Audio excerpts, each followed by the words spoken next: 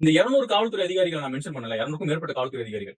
இதுல ரவிக்குமார் அப்படின்னு ஒரு காவல்துறை அதிகாரி. அந்த காவல்துறை அதிகாரிய நீதிமன்ற வளாகத்திலேயே வச்சு சவுக்கு சங்கர் மிரட்டுறாரு. அதுக்கான எவிடன்ஸ் அந்த நீதிமன்ற வளாகத்துல ஒரு சிசிடிவி ஃபுட்டேஜ் இருக்கு. அந்த ரவிக்குமார் என்ன பண்றாரு, அந்த காவல்துறை அதிகாரி என்ன பண்றாரு, சவுக்கு மேல ஒரு கம்ப்ளைண்ட் கொடுக்கறதுக்காக அவரு ஒரு விஷயம் முன்னெடுக்கிறாரு. ஆனா காவல்துறை அதிகாரிகள், மேல் அதிகாரிகள் அந்த கம்ப்ளைண்ட்டை எடுத்துக்கல. அதிகாரிகள் ஆதாரம் இருக்காயான்னு கேட்கும்போது அந்த ரவிக்குமார் சொல்றாரு, சார் இருக்கு சார், சிசிடிவி ஃபுட்டேஜ் இருக்கு. சவுக்கு என்னைய நீதிமன்ற வளாகத்திலேயே வச்சு உன் சட்டையை கழட்டிடுவேன், என்னை பத்தி உனக்கு தெரியாது, உன் சட்டையை கழட்டிடுவேன்னு மிரட்டுறாரு சார் அப்படின்னு சொல்லி இவர் பதிவு பண்ணா, மேல் அதிகாரிகள் யாருமே அந்த கம்ப்ளைண்ட்டை எடுத்துக்க கூட இல்ல. எஃப்ஐஆர் போடல. எஃப்ஐஆர் போடணும் கம்ப்ளைண்ட் போது எடுக்கணும். கம்ப்ளைண்டே எடுக்கல. அந்த அதிகாரி ஒரு மிகப்பெரிய ஒரு மன உளைச்சல்ல உட்கார்ந்துட்டு இருக்காரு. அடுத்து அந்த அதிகாரியை டார்கெட் பண்ணி தான் சவுக்கு வந்து இயங்கிட்டு இருக்காரு. இது மட்டும் இல்லாம காவல்துறையில மிக முக்கியமான சீனியர் ஆபீசர்ஸை டார்கெட் பண்ணி மிரட்டுறது, அவங்கள மிரட்டி இவருக்கு தேவையான சில விஷயங்களை செஞ்சுக்கிறதுன்னு சொல்லி பல அயோக்கிய வேலையை இவர் பார்த்துட்டு இருக்காரு. நான் இப்பயும் சொல்றேன்.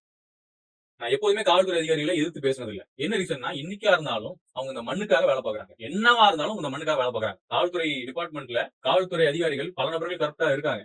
ஆனா அதே நேரம் பல நபர்கள் நேர்மையான நபர்களும் இருக்காங்க. சவுக்கு மாதிரியான ஆட்களால நேர்மையான நபர்கள் ரொம்ப ரொம்ப ரொம்ப ரொம்ப பாதிக்கப்படுறாங்க. அந்த கரப்ட் காப்ஸ் இவங்க என்ன பண்றாங்க, சவுக்கு மாதிரியான ஆட்களை வச்சு அவங்களோட தேவையை பூர்த்தி பண்ணிக்கிறாங்க. அவங்கள யாரை வீழ்த்தணுமோ அவங்கள வீழ்த்துறதுக்கு சவுக்கு மாதிரியான நபர்களை பயன்படுத்திக்கிறாங்க. இது மிகப்பெரிய ஆபத்தான ஒரு விஷயம். நல்லா கவனிங்க. சவுக்கு சங்கர் அவருடைய சேனல்ல பேசியிருக்கக்கூடிய முக்காவாசி வீடியோ, கிட்டத்தட்ட ஒரு 95% வீடியோ எல்லாத்துலயுமே காவல்துறை அதிகாரிகளை டார்கெட் பண்ணி தான் அவர் வந்து வீடியோ போட்டிருப்பாரு. ஏன்னா மிரட்டுறது. இதெல்லாம் உண்மையா பொய்யா அப்படின்னு பல பேருக்கு சந்தேகம் வரலாம். ஆனா இந்த வீடியோ சவுக்கு பார்த்தாருன்னா சவுக்குக்கு தெரியும். சவுக்குக்கு நான் இன்னொரு உண்மையை நான் சொல்ல விரும்புறேன். ஏன்னா பல நபர்கள் சொல்லி நான் கேள்விப்பட்டிருக்கேன். சவுக்கு வந்து சைக்கோங்க, யாரையும் மதிக்க மாட்டாரு, நம்பிக்கைன்னா ஒரு ஒரு அது அதோட வார்த்தைக்கான ஸ்பெல்லிங் கூட தெரியாத ஒரு நபருங்கன்னு சொல்லி பல நபர்கள் நான் சொல்லி கேள்விப்பட்டிருக்கேன். ஆனா உண்மைக்குமே சவுக்கு மனசிதைவு நோய் அப்படின்ற ஒரு நோயால பாதிக்கப்பட்டு ட்ரீட்மெண்ட் எடுத்துட்டு இருக்காரு. சீசோபெர்னியான்னு சொல்லி ஒரு நோய். இந்த நோய் இதோட அறிகுறிகள் என்னன்னா, உதாரணத்துக்கு இந்த திரைப்படத்துல வர மாதிரியான ஒரு கான்செப்ட் தான். இல்லாத சவுண்ட், இல்லாத விஷயங்கள இமேஜின் பண்றது, இது மாதிரியான விஷயங்கள், ஒரு மாரி கோபத்தினுடைய உச்சத்துக்கு போறது, சைக்கோ தன்மையான ஒரு மனநிலைக்கு கொண்டு போறது, இது இந்த நோயினுடைய அறிகுறி. இதெல்லாம் ஒரு 2, 3 ஸ்டேஜ் தாண்டினா தான் உங்களுக்கு இந்த சிம்டம்லாம் வரும். சவுக்கு இது சம்பந்தப்பட்டு யார்கிட்ட ட்ரீட்மெண்ட் எடுத்துட்டு இருக்காருன்னா, டாக்டர் ஷாலினின்னு சொல்லி ஒருத்தவங்கள பார்த்திருப்பீங்க.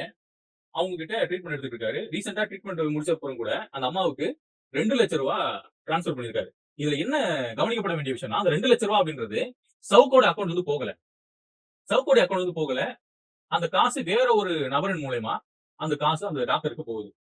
அப்ப சவுக்கு அப்படின்ற அந்த நபருக்காக பயந்து பல பேர், பல அதிகாரிகள், பல தொழிலதிபர்கள் சவுக்க பார்த்து பயந்து, சவுக்க ஏன் பகச்சுக்கணும்? சவுக்கு கேட்டா பண்ணிடுவோம். அப்படின்ற ஒரு மனநிலையில உட்கார்ந்துட்டு இருக்காங்க.